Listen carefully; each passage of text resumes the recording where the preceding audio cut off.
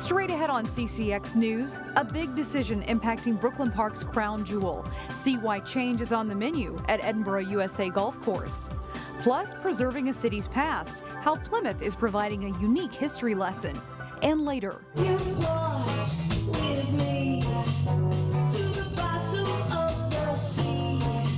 enjoying the music of local artists, how Hennepin County Libraries is playing a role. CCX News starts right now. Hello everyone, and thanks for joining us. I'm Shannon Slatton. Big changes are on the way for Brooklyn Park's Edinburgh USA Golf Course. Monday night, the city's Economic Development Authority approved a contract with D'Amico Catering to be the venue's new food and beverage provider. As Delane Cleveland reports, city officials say it's the first step of a major reinvestment for Edinburgh. Edinburgh USA is definitely an important feature in our community. For more than 30 years, Edinburgh USA has been a go-to spot in Brooklyn Park for golf enthusiasts.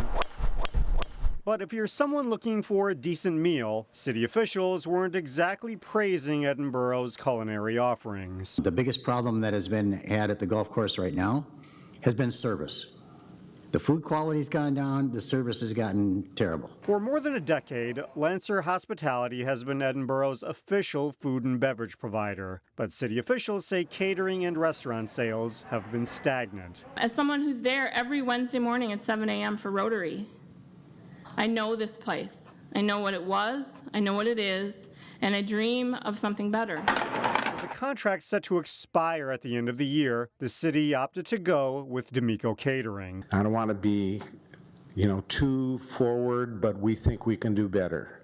We think we can change this restaurant into something that is there for, number one, the community. The new partnership means D'Amico will not only take over the catering next year, but also completely revamp Edinburgh's restaurant. We hear from the community a lot that they want sit-down restaurant opportunities. While this won't be a new restaurant, it will be a completely refreshed and rebranded restaurant concept that will be developed and implemented by D'Amico, who has a strong reputation for excellence in the restaurant business. The revamped restaurant is just one component of a $1.5 million investment the city is making toward Edinburgh. City officials hope it's an investment that will bring people here for reasons beyond golf.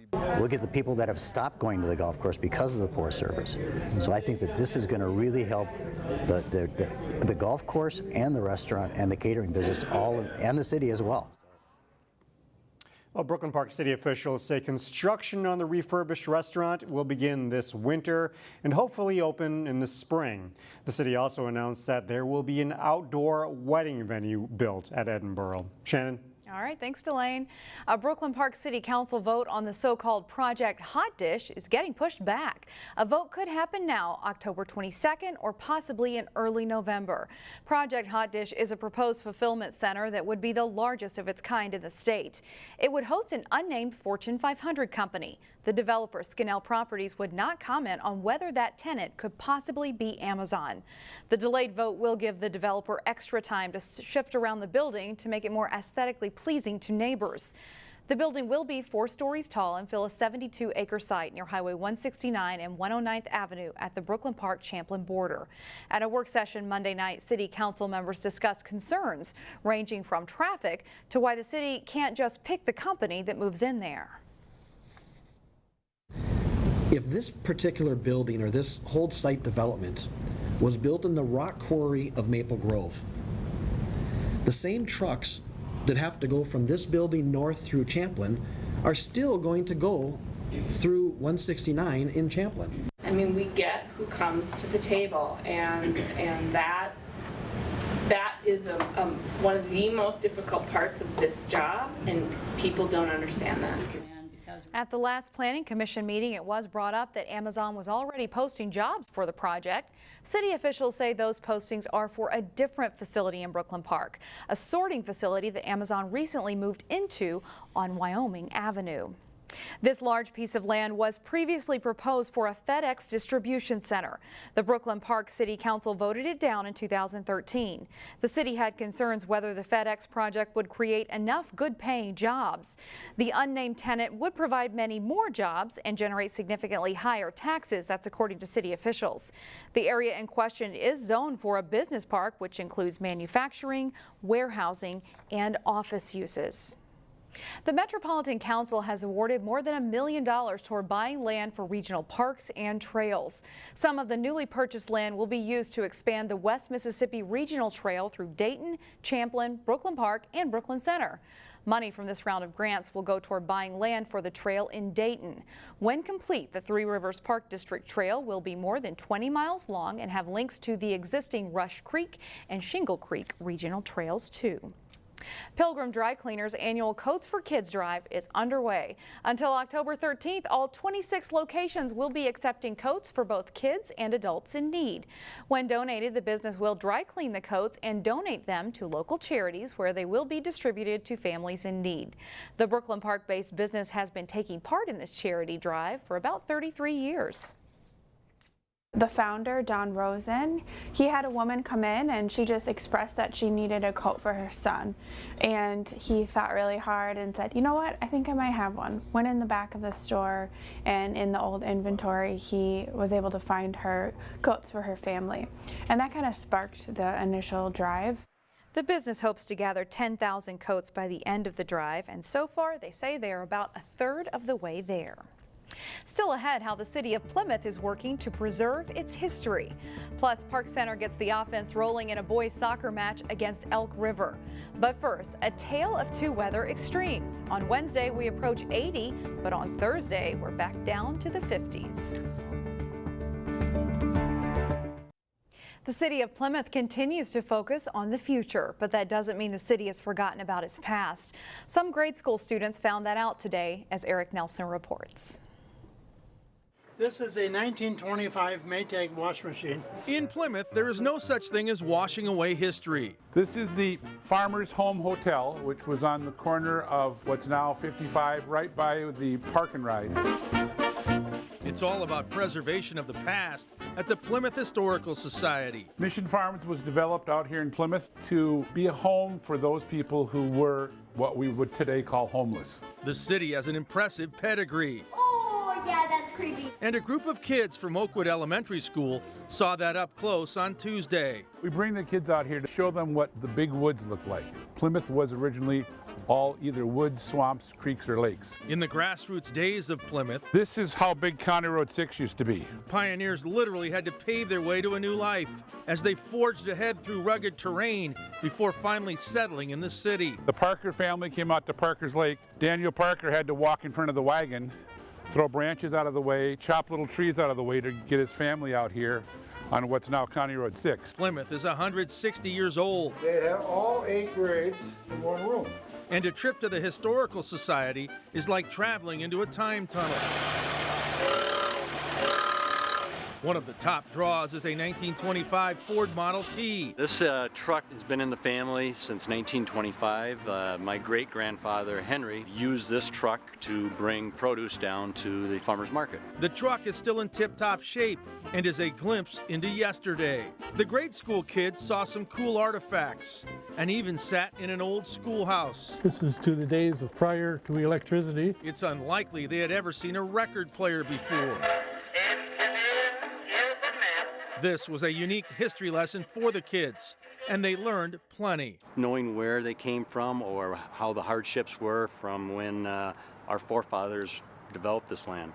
In Plymouth, I'm Eric Nelson, CCX News. Plymouth became a city in 1858, the same year Minnesota became a state. Production on a documentary on the history of Plymouth is underway, and it should be ready to view sometime next year. Still ahead, how Hennepin County libraries are expanding our access to local musicians. But first, the Robins take aim at a win in adapted soccer. Jason Malillo is in next. I'm Jason Malillo with sports. It was cool and damp in the area Monday evening for high school soccer games in the area, but still much better than the night many of the games were originally scheduled for. A number of games postponed by storms on September 20th were made up Monday, including the Park Center boys hosting Elk River. The Elks get a chance off the throw-in. The header by Carson Freestad is on target, but Brody Ping makes a nice stop for the Pirates to keep the game scoreless. Park Center gets on the board as Gabriel Nyanka's corner kick bounces out in front, and Eddie Sven controls it enough to volley it home for a 1-0 Bucks lead. Nyanka sends a free kick into the box, and Daniel Salado Herrera will knock it in with the header. There's a debate whether the goal should count, but after a conference, the center referee declares it's a good goal, and Park Center leads 2-0 at the half. Second half, watch the move by Sven as he leaves the defender behind to score for a 3-0 Pirates advantage. They aren't done though. Connor Landkammer crosses the ball and it deflects to Chief Williams, who beats the keeper in close. Park Center rolls to a 4-1 win over Elk River.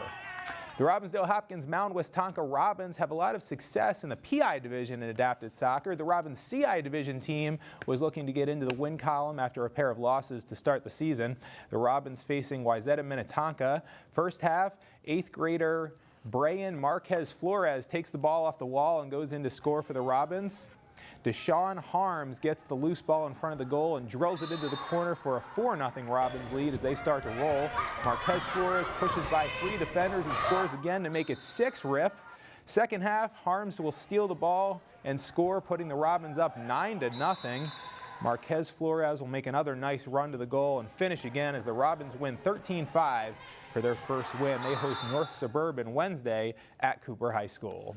It's playoff time in girls tennis. Section team tournaments get underway Tuesday and Wednesday. In Section 5AA, Armstrong is the top seed, followed by Wayzata. Maple Grove Champlin Park is number 6. 4 first-round matches are slated for Tuesday if weather permits. Second-round matches are set for Wednesday at the high seeds. In Section 6AA, Hopkins is the number 2 seed behind Edina. Then it's Eastview, Burnsville, and Benilde. The 6AA tournament starts Wednesday at the home sites with the quarterfinals to follow on Thursday.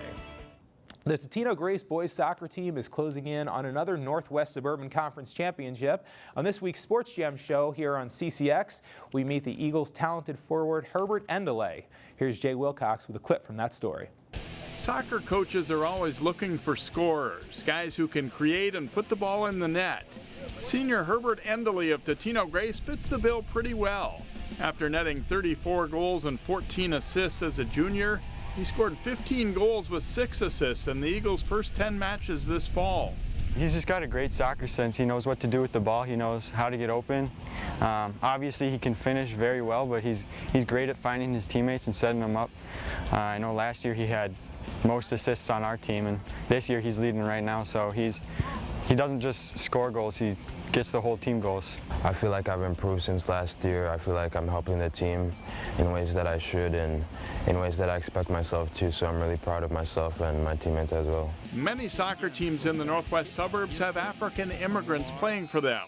Herbert did live on the continent, but his path is a little different than most. So I was born in Minnesota, but I moved to Tanzania when I was about 5 years old because my dad works for the United Nations, so we moved there. We lived there for about 5 years, and that's where I started playing soccer, and then we moved back in 2010 when I was about 10 years old, and then I just continued playing, and it just grew on from there. Watch and love the rest of that story and much more on this week's Sports Jam. It's on through Wednesday, 3:30, 6:30, and 9:30 p.m. on CCX and online at ccxmedia.org. That's it for me. Shannon? All right, thanks, Jason. Today in Local Vote 2018, we hear from the 2 candidates running to represent Ward 4 in Robbinsdale. They are incumbent Pat Backen and Jay Rethel. Hi, my name is Pat Backen, and I am running for re-election to the Robbinsdale City Council in Ward 4. A lot has changed during my time on the council, and I am proud to be part of that change. There are new businesses downtown. We have young new families moving in. Businesses are asking to come to Robbinsdale. In short, we have changed the perception of Robbinsdale as a tired, quiet community to an up-and-coming city and a place to be. At the same time, we have also kept our focus on keeping the small-town feel and charm of Robbinsdale alive and well. This can be seen with each trip downtown, both in the booming businesses and running into neighbors with nearly every trip. My excitement and love for Robbinsdale grows every day, and I'm eager to help lead the city and represent residents every step of the way. I ask for your vote to continue bringing great things for Robbinsdale. Hi, my name is Jared Thurl, and I'm running for Robbinsdale City Council Ward 4. I love our city. It has a rich history and a bright future, which is why I will include community stakeholders, you, in the conversation. We all have to be at the table. We all need our voices heard. I want our entire community to grow the sense of pride, ownership, and investment in a special place we all call home. On November 6th, make your voice heard and your vote count. Vote for me, Jared Thurl, for Ward 4 City Council. There'll be a winning vote for Robbinsdale. Thank you. All right, up next, a taste of the local music scene. We'll be right back. And finally, Hennepin County Libraries are expanding the way you can enjoy music from local artists. Neil Persley gives us a spin with Min Spin.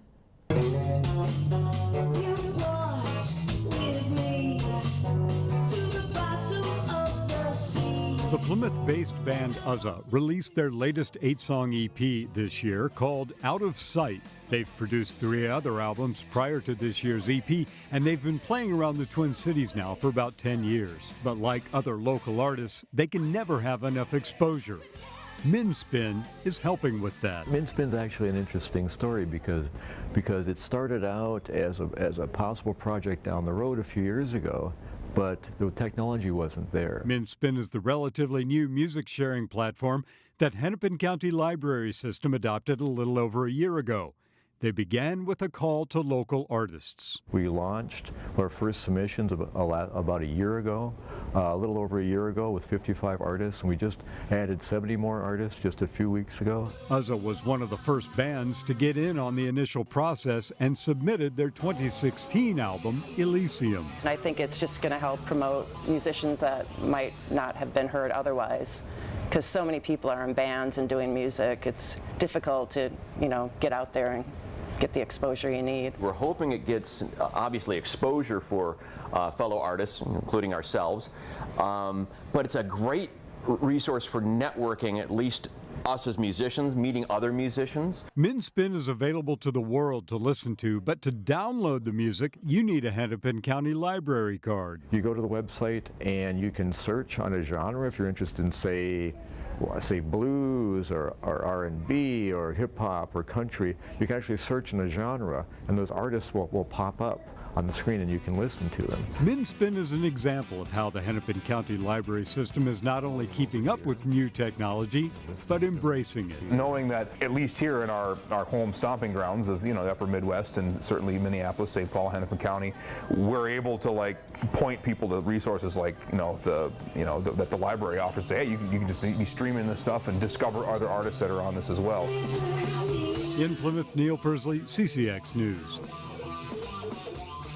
And that's all the time we have for now. Thanks for joining us, and we'll see you back here on Wednesday starting at 4 o'clock.